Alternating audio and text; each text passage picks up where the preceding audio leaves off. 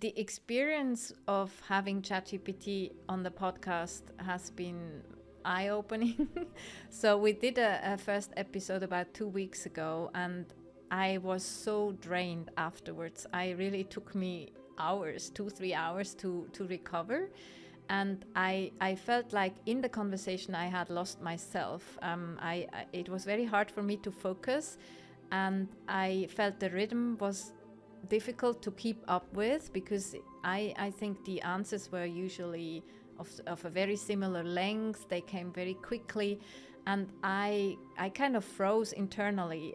For example, there was a moment where I didn't pay attention to what it said, and instead of asking it to repeat it, I just kind of pretended I had gotten it all, and just went on. So yeah, I personally felt unnatural just in myself, but then also the conversation felt unnatural.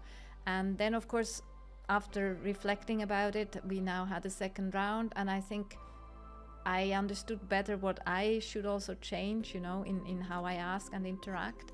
And I felt more relaxed, and the conversation, I think,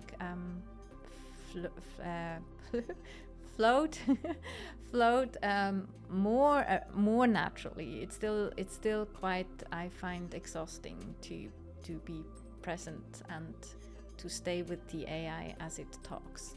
So yeah, I think there's still a way to go. It of course makes me reflect also on where we may want to use these models also in teaching, let's say, our children and so on.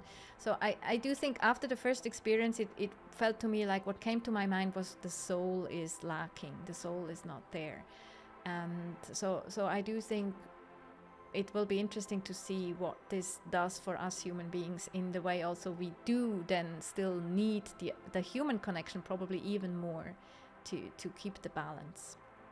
So yeah, I'm interested to see where that will go. Of course, what we did in our experiment was we asked the AI to just be itself in that sense. We didn't give it a role. We just kept it as, speak to us the way you were created, basically.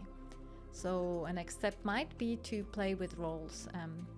In any way, what I like about it is that it brings the playfulness to the podcast, and a new kind of area to explore. So definitely many firsts in this.